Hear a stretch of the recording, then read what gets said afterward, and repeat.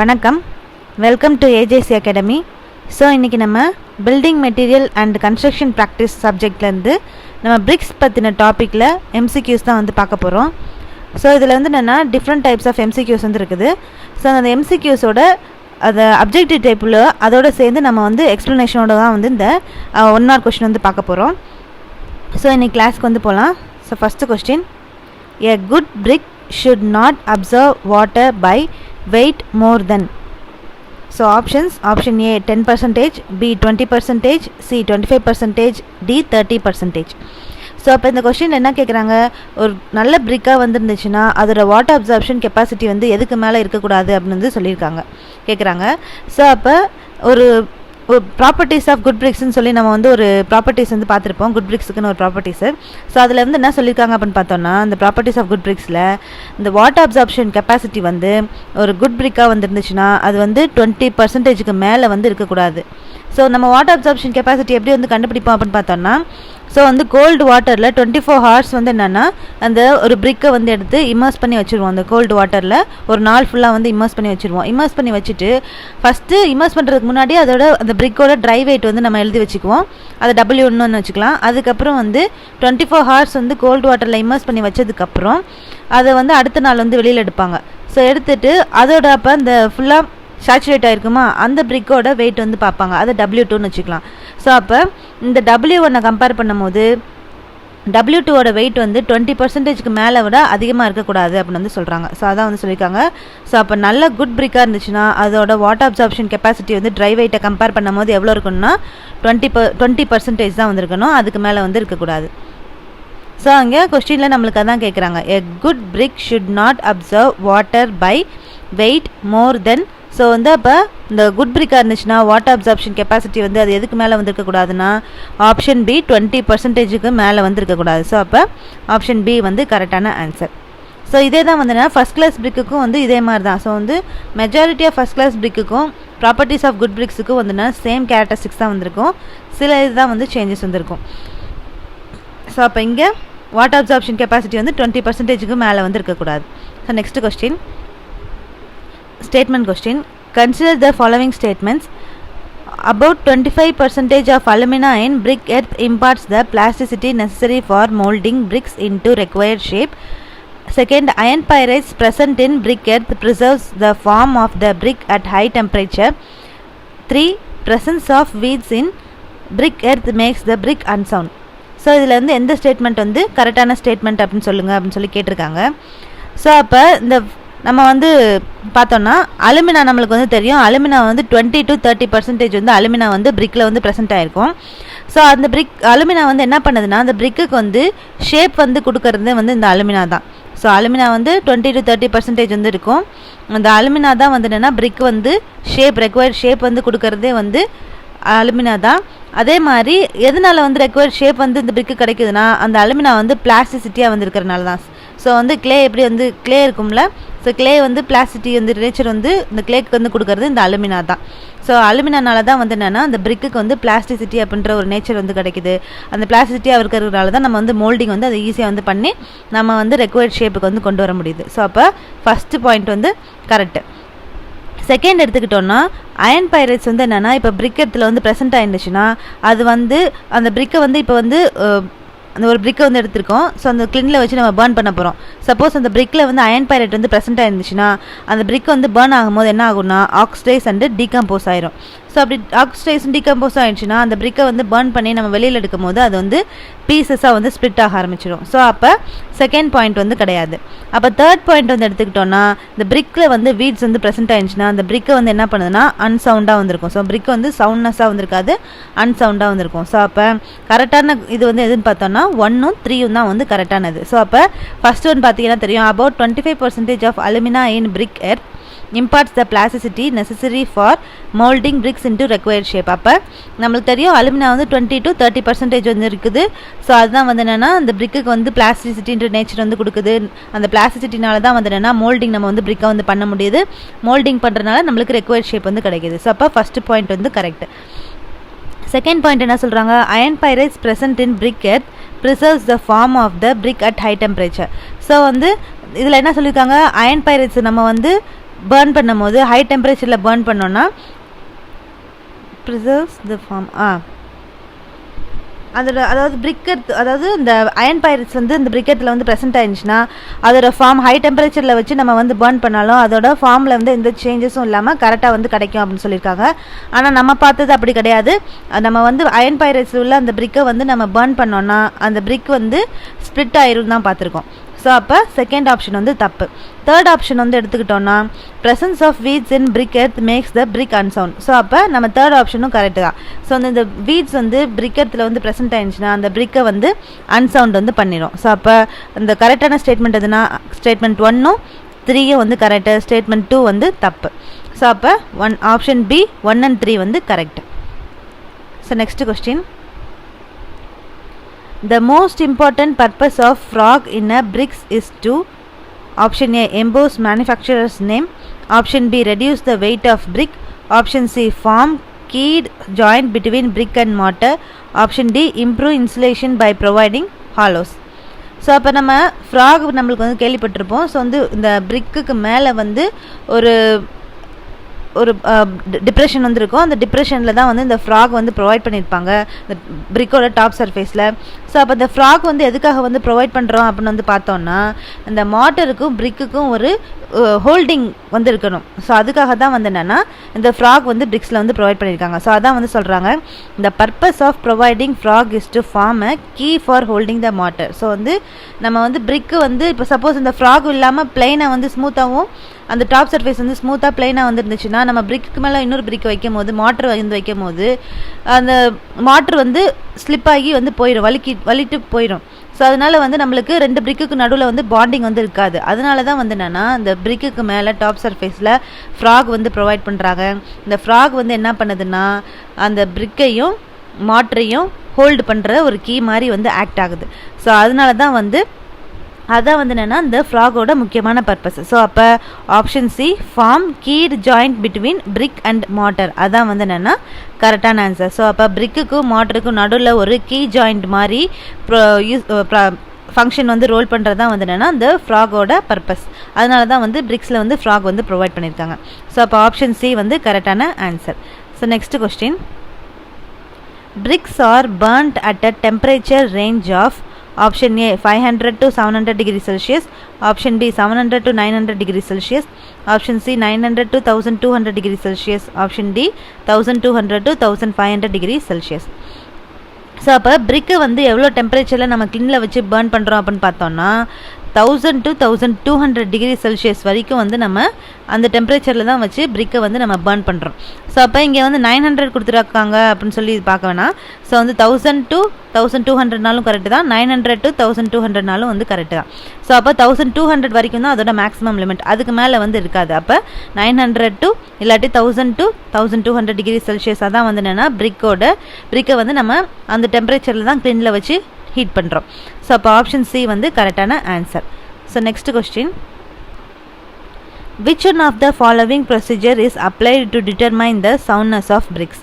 So அப்போ இதில் என்ன கேட்குறாங்க, எந்த இதில் வந்து 4 ப்ரொசீஜர் வந்து கொடுத்துருக்காங்க. இந்த 4 ப்ரொசீஜரில் பிரிக்ஸுக்கு அதாவது சவுண்ட்னஸ் ஆஃப் பிரிக்ஸை கண்டுபிடிக்கக்கூடியது வந்து எந்த ப்ரொசீஜர் வந்து சொல்லி கேட்குறாங்க. ஸோ அப்போ ஃபஸ்ட்டு ஆப்ஷன் வந்து பார்த்தோன்னா immersing the brick under water for 16 hours and determining the quality of water absorbed by the brick.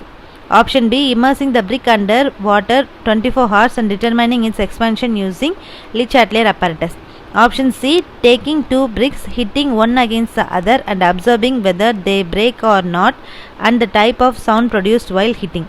Option D scratching the brick by fingernail and noting whether any impression is made or not.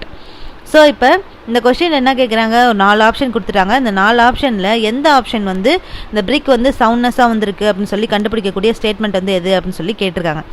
So அப்போ பார்த்தோன்னா இந்த பிரிக்ஸோட soundness test வந்து எப்படி வந்து கண்டுபிடிக்கிறாங்க அப்படின்னு பார்த்தோன்னா 2 பிரிக்கை வந்து எடுத்துக்கிறாங்க, ரேண்டமாக 2 பிரிக்கை வந்து எடுத்துக்கிறாங்க. எடுத்துகிட்டு அது ஒன்னோட வந்து ஹிட் பண்ணுறாங்க, அடிக்கிறாங்க. ஸோ அப்போ ஒன்னோட ஒன்று வந்து அடிக்கும் போது கரெக்டாக அந்த நல்ல பிரிக்காக வந்துருந்துச்சுன்னா கிளியரான பெல் ரிங்கிங் சவுண்ட் வந்து அந்த 2 பிரிக்கையும் நம்ம அடிக்கும் போது கிளியரான ரிங்கிங் சவுண்ட் வந்து கிடைக்கும். அதே மாதிரி அந்த பிரிக்கு வந்து அவ்வளோ நம்ம அடித்தாலும் பிரேக் ஆகாது. ஸோ அந்த மாதிரி இருக்கக்கூடிய பிரிக்கை தான் நம்ம வந்து நல்ல பிரிக்குன்னு சொல்கிறோம். அதே மாதிரி சவுண்ட்னஸான பிரிக் அப்படின்னு வந்து சொல்கிறோம். அப்போ பிரிக்குக்கு வந்து நம்ம சவுண்ட்னஸாக வந்து இருக்கா இல்லையான்னு சொல்லி எந்த இதை வச்சு நம்ம கண்டுபிடிக்கிறோன்னா 2 பிரிக்கை வந்து ரேண்டமாக வந்து எடுத்து அந்த 2 பிரிக்கையும் வந்து ஒன்னோட ஒன்று அடிக்கும் போது அது வந்து கிளியரான ரிங்கிங் சவுண்ட் வந்து கொடுக்கணும், அதே மாதிரி பிரேக் ஆகக்கூடாது. ஸோ அந்த மாதிரி இருக்கக்கூடிய பிரிக்கை தான் நம்ம வந்து குட் பிரிக் அப்படின்னு சொல்கிறோம், அதே மாதிரி சவுண்ட்னஸாக இருக்கக்கூடிய பிரிக் அப்படின்னு சொல்கிறோம். ஸோ அப்போ இங்கே வந்து ஆப்ஷனில் எது கொடுத்துருக்காங்க, ஆப்ஷன் சி தான் வந்து என்னென்னா அந்த ஸ்டேட்மெண்ட் நம்மளுக்கு வந்து கிளியராக வந்திருக்கு. ஸோ ஆப்ஷன் சி பார்த்தோம்னா taking 2 bricks, hitting one against the other and observing whether they break or not and the type of sound produced while hitting. So அப்போ நம்ம சவுண்ட்னஸாக வந்துட்டு இருக்கா இல்லையான்னு சொல்லி கண்டுபிடிக்கிறது இந்த மெத்தட் மூலமாக தான் நம்ம வந்து இந்த பிரிக்கோட சவுண்ட்னஸ் வந்து கண்டுபிடிப்போம். அப்போ ஆப்ஷன் சி வந்து என்னென்னா கரெக்டான answer. So next question, the minimum compressive strength of first class brick should be. So வந்து ஃபஸ்ட் கிளாஸ் பிரிக்கோட மினிமம் கம்ப்ரெசிவ் ஸ்ட்ரென்த் வந்து எவ்வளோ அப்படின்னு சொல்லி கேட்டிருக்காங்க. ஸோ கம்ப்ரெசிவ் ஸ்ட்ரென்த்னாலும் க்ரஷிங் ஸ்ட்ரென்த்னாலும் சேம் தான். ஸோ அப்போ இந்த ஃபஸ்ட் கிளாஸ் பிரிக்கோட crushing strength or compressive strength வந்து எவ்வளோ அப்படின்னு சொல்லி கேட்டிருக்காங்க. ஸோ நம்மளுக்கு ஆப்ஷன்ஸில் என்ன கொடுத்துருக்காங்க, 5 Newton/mm², option B 7.5 Newton/mm², option C 9 Newton/mm², option D 10 Newton/mm². So நம்மளுக்கு தெரியும் ஃபஸ்ட் கிளாஸ் பிரிக்கோட க்ரஷிங் ஸ்ட்ரென்த் வேல்யூ வந்து எவ்வளோன்னு பார்த்தோம்னா greater than 10 Newton/mm². ஸோ அப்போ ஆப்ஷன்ஸில் நம்மளுக்கு என்ன கொடுத்துருக்காங்க, ஆப்ஷன் டி வந்து 10 Newton/mm² தான் வந்து என்னென்னா கரெக்டான ஆன்சர். ஸோ அப்போ ஃபஸ்ட் கிளாஸ் பிரிக்கோட க்ரஷிங் ஸ்ட்ரென்த் ஆர் கம்ப்ரெசிவ் ஸ்ட்ரென்த்தோட வேல்யூ வந்து என்னென்னு பார்த்தோம்னா greater than or equal to 10 Newton/mm². So அப்போ ஆப்ஷன் டி வந்து கரெக்டான answer. So next question, refractory BRICS resist. So வந்து ரிஃப்ராக்டரி பிரிக்குன்னு ஒன்று இருக்குது. ஸோ அந்த ரிஃப்ராக்டரி பிரிக் வந்து எதை வந்து ரெசிஸ்ட் பண்ணுது அப்படின்னு வந்து பார்த்தோன்னா அதுக்கு ஆப்ஷன்ஸ் வந்து கொடுத்துருக்காங்க. Option A high temperature, option B chemical action, option C dampness, option D all the above. So அப்போ நம்ம இந்த ரெஃப்ராக்டரி பிரிக் வந்து எடுத்துக்கிட்டோன்னா இந்த ரெஃப்ராக்டரி பிரிக்கை வந்து என்ன நேமில் வந்து சொல்கிறாங்கன்னா ஃபயர் பிரிக்ஸ் அப்படின்னு சொல்கிறாங்க. ஸோ இது வந்து ரெஃப்ராக்டரி பிரிக்ஸா ஃபயர் பிரிக்ஸ் அப்படின்னு வந்து சொல்கிறாங்க.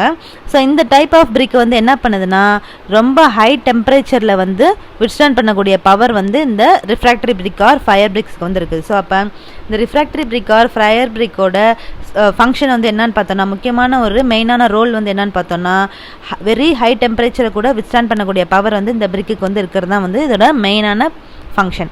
ஸோ அப்போ நம்மளுக்கு ஆப்ஷன் ஏ தான் வந்து என்னென்னா ஹை டெம்பரேச்சர். ஸோ அப்போ இந்த ரிஃப்ராக்டரி பிரிக் வந்து எதை வந்து ரெசிஸ்ட் பண்ணணும்னு பார்த்தோன்னா ஹை டெம்பரேச்சரை வந்து ரெசிஸ்ட் பண்ணணும். ஸோ அப்போ ஆப்ஷன் ஏ வந்து கரெக்டான ஆன்சர்.